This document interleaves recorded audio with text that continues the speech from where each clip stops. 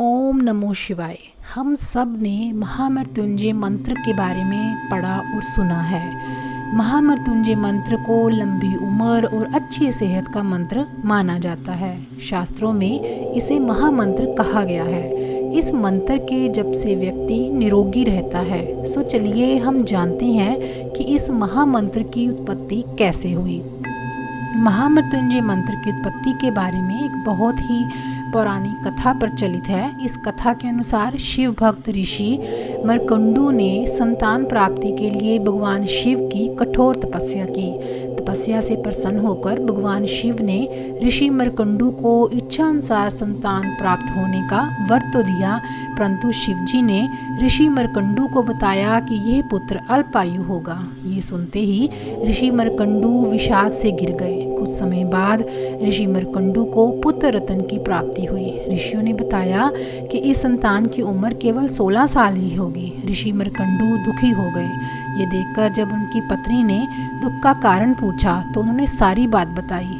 तब उनकी पत्नी ने कहा कि यदि शिवजी की कृपा होगी तो यह विधान भी वे टाल देंगे। ऋषि ने अपने पुत्र का नाम मार्कंडे रखा और उन्हें शिव मंत्र भी दिया। मार्कंडे शिव भक्ति में लीन रहते।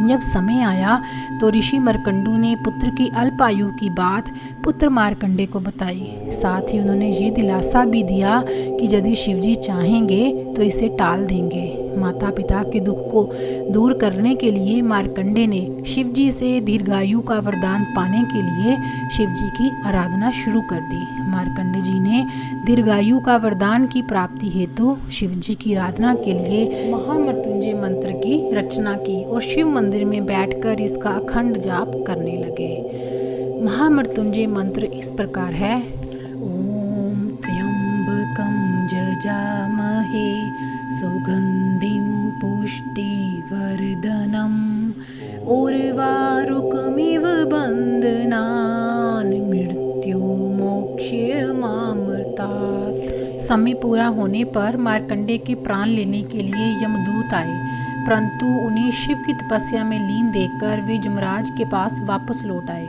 पूरी बात बताई। तब मार्कंडे के प्राण लेने के लिए स्वयं साक्षात यमराज आए। यमराज ने जब अपना पाश जब मार्कंडे पर डाला तो बालक मार्कंडे शिवलिंग से लिपट गए। ऐसे में पाश गलती से शिवलिंग पर जा गिरा।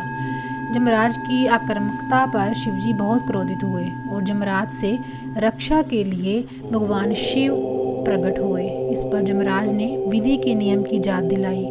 तब शिवजी ने मार्कंडे को दीर्घायु का वरदान देकर विधान ही बदल दिया। साथ ही ये भी आशीर्वाद दिया कि जो कोई भी इस मंत्र का नियमित जाप करेगा वह कभी अकाल मृत्यु को प्राप्त नहीं होगा।